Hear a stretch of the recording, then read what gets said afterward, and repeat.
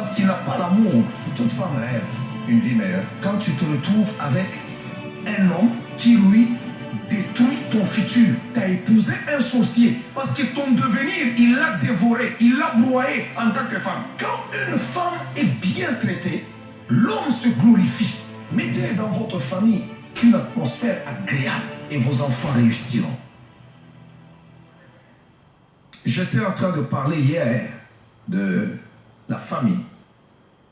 Que Genèse, c'est un livre de la sémence. Et l'histoire de Genèse, c'est l'histoire des familles. Alléluia. C'est l'histoire des familles. Depuis le jardin d'Éden jusqu'à la fin. Vous pouvez prendre l'histoire de Genèse, c'est l'histoire des familles. Notre Dieu, c'est un Dieu de famille. Est-ce que quelqu'un m'entend? Notre Dieu, c'est un Dieu de famille. Que Dieu bénisse aussi ceux-là qui sont en train de me suivre maintenant en direct et que le Seigneur vous assiste encore de plus en plus et qu'il puisse vous donner aussi la délivrance là que vous êtes au nom de son Fils bien-aimé Jésus-Christ. Parce que c'est important l'enseignement que je suis en train de donner en ce moment. Alléluia. C'est très important. L'histoire de Genèse, c'est une histoire des familles. La famille, elle est importante. La famille est sacrée. Pour Dieu, on ne trahit pas sa famille.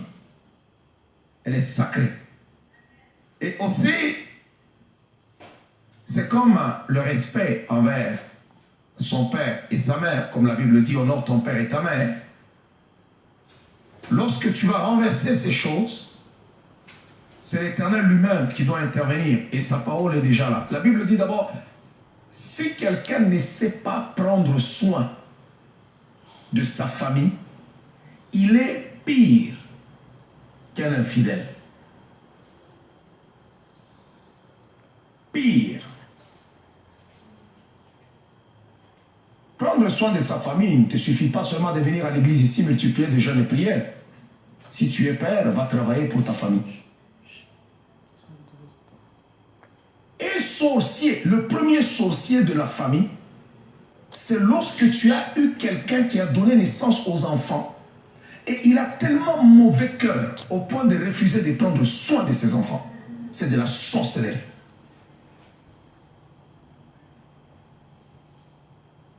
Je suis en train de parler de la sorcellerie.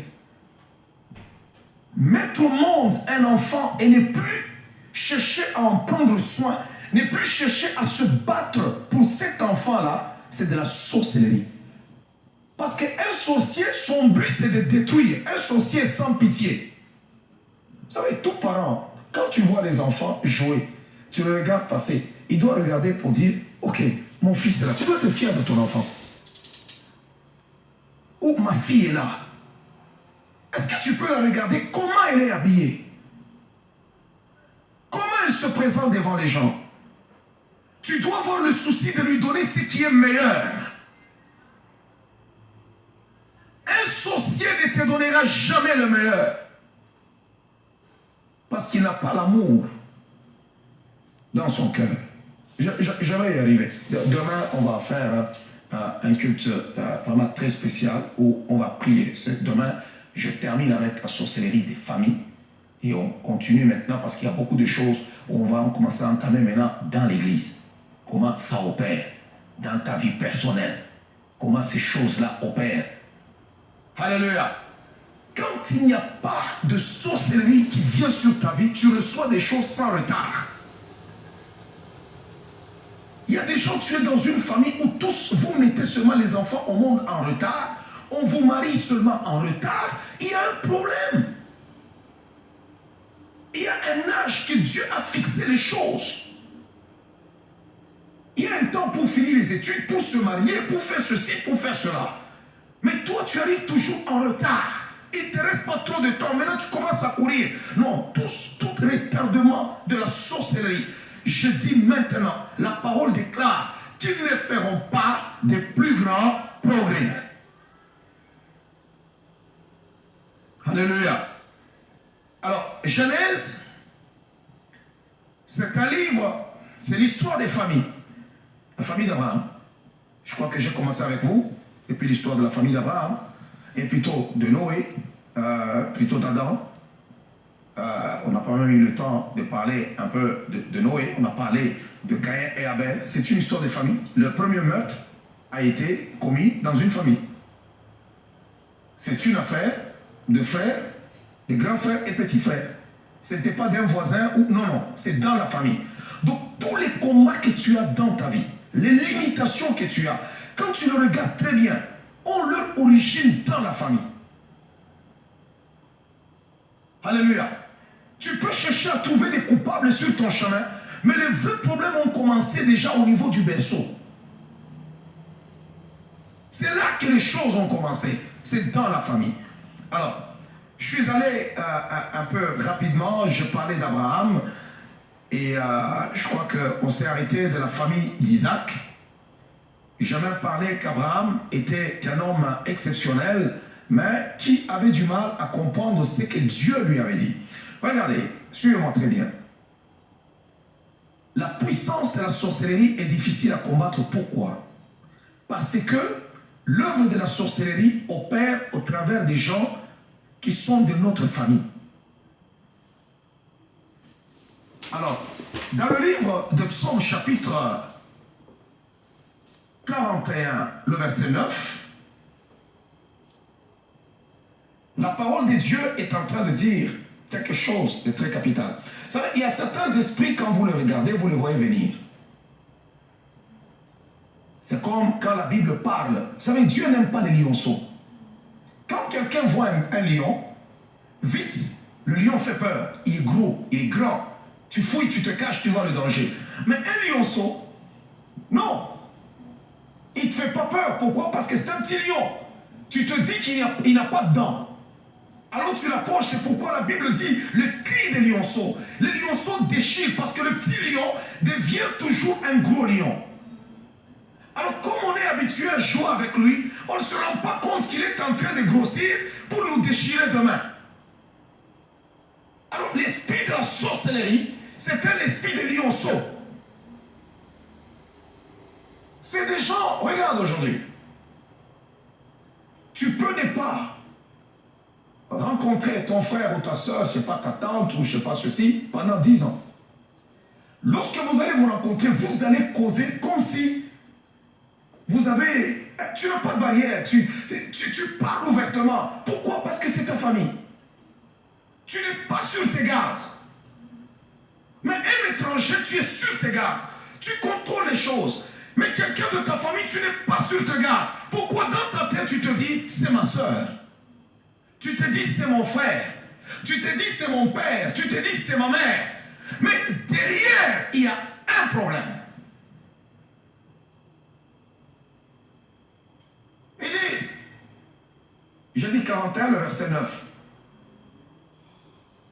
On commence à 9.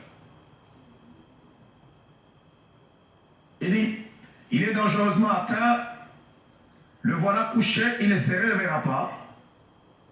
Celui-là même avec qui j'étais en paix, qui avait ma confiance et qui mangeait mon pain, lève le talon contre moi. C'est ça l'œuvre de la sorcellerie. Dans notre traduction, on dit mon confident. Celui qui mange à ma table, c'est celui-là qui me fait du mal.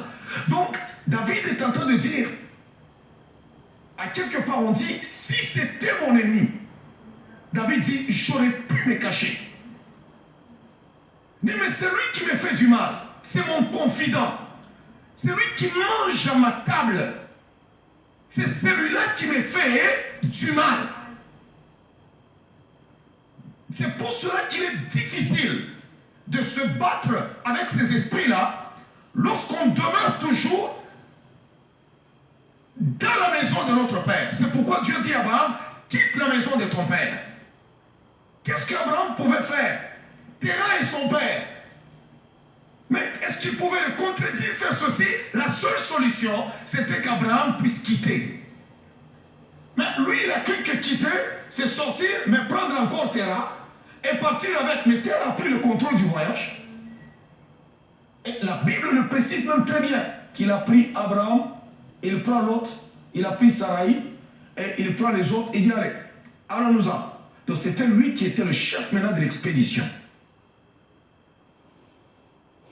C'est pour cela que évitez, pour des gens qui aiment trop des réunions de famille, évitez avec ces gens-là, quand vous asseyez et commencez à dire, ah, c'est moi le chef de famille, c'est moi l'oncle là, c'est moi qui vous contrôle. Non, non, chacun est responsable de sa propre famille.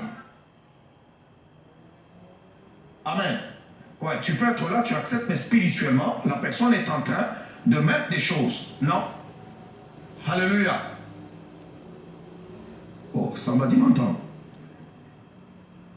Alors c'est très important de comprendre que dans la famille, elle est importante. On ne trahit pas sa famille, mais c'est dans la famille que le diable vient pour mettre toutes sortes de choses. D'abord, comprenez une chose, Église, qui est la méchanceté est dans le cœur de l'homme.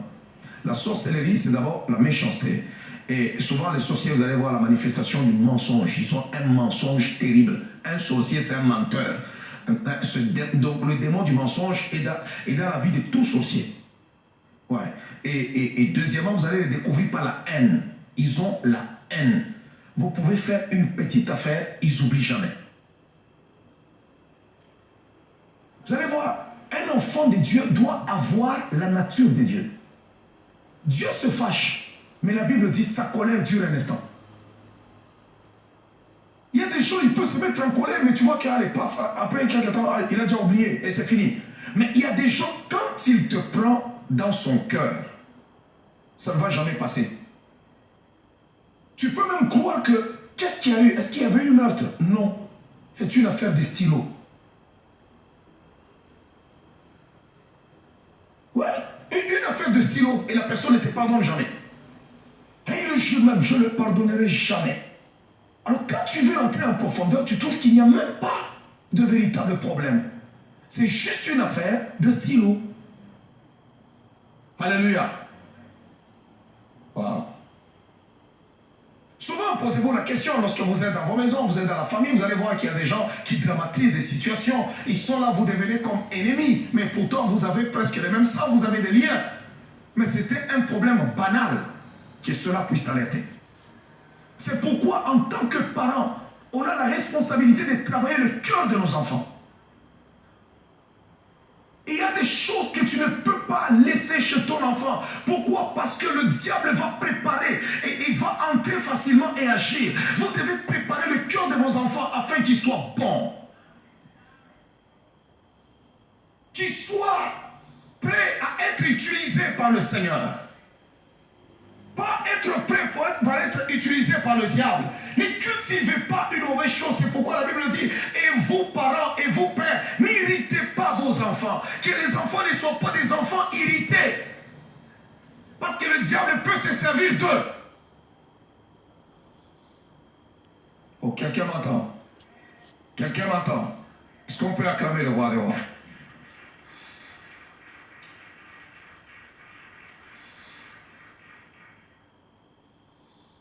Alors, il ne faut pas être méchant aussi à l'excès. Un sorcier est méchant. Il y a des gens qui prennent plaisir lorsqu'il te fait du mal. Il a du plaisir. Vous savez, dans le cœur de l'homme, il y a toujours un pourcentage de méchanceté. L'homme, il est méchant. C'est le Saint-Esprit qui fait en sorte que l'être humain soit bon. Regarde seulement ton voisin, là où il est. Imagine-toi, ce voisin-là, sans Saint-Esprit, sans Dieu. Si Dieu n'était pas venu, c'est lui-là qui est assis à tes côtés. C'est grave. Ne te fie pas aux apparences. Le cœur, c'est toute autre chose. La Bible dit dans le livre de Jérémie, chapitre 17, le verset 9. Jérémie, chapitre 17, le verset 9. Alléluia. Et soyez francs et honnêtes. Vous savez, c'est un esprit qui entre dans la famille et qui complique les choses. Quand tu regardes une personne, tu te dis, bon, c'est mon frère, c'est ma soeur, bon, c'est ma mère, c'est bon. Mais tu as du mal maintenant à juger. Ça perturbe la situation. Ça perturbe la situation. Et tu vas te retrouver dans des problèmes compliqués. La Bible dit, le cœur de l'homme est tortueux par-dessus tout et il est méchant. Qui peut le connaître?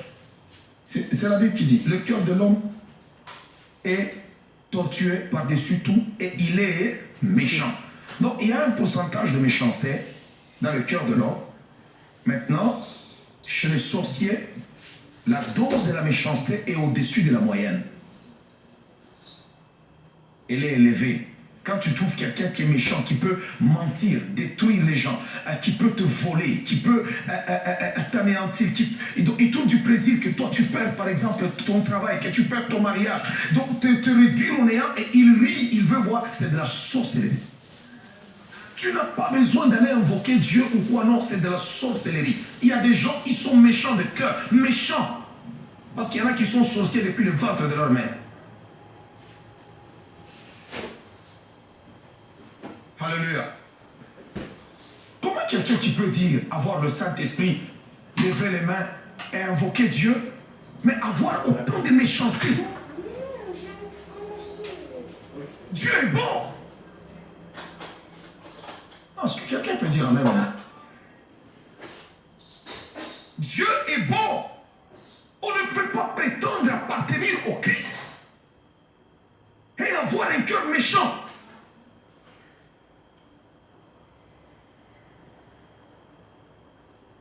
Alléluia. Il y a des gens, ils peuvent être gentils, mais ne le taquinent pas. Là, lorsque tu vas le provoquer, c'est à ce moment-là que tu verras qu'il a un pourcentage de méchanceté qui se repose. C'est de la sorcellerie. Moi, je vous dis vrai, Dieu est bon. Ah, Dieu est bon, Dieu est bon, Dieu est bon, Dieu est bon, il est bon. Ecclésiaste chapitre 7, le verset 11. Un enfant de Dieu, un véritable enfant de Dieu, ne peut pas développer la méchanceté. Il est là, il est méchant. Regardez tout ce qui se passe dans les églises aujourd'hui. L'église est infiltrée beaucoup de sorciers qui prêchent la parole de Dieu, des sorciers qui sont des chantres, des sorciers qui sont des intercesseurs, des sorciers qui sont, je ne sais pas, de ceci ou de cela, des sorciers.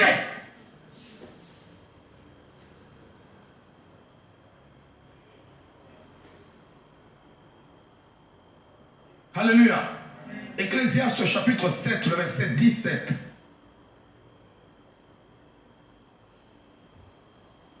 Quand tu entres dans la maison, tu trouves que ta soeur est bien ou ton frère, réjouis-toi.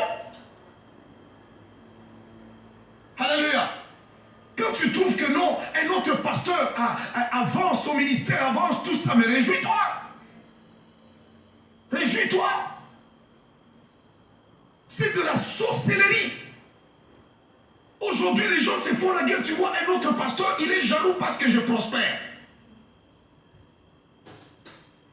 Tu vas faire une crise cardiaque. Parce que je ne veux pas arrêter d'aller de l'avant.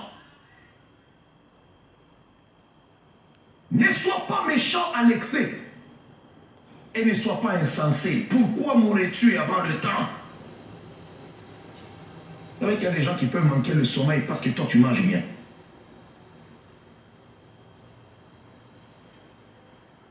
Ok, donc Genèse, c'est une histoire de famille. Je vais encore être avec vous avant de passer à la famille de Jacob. Nous sommes toujours avec Isaac.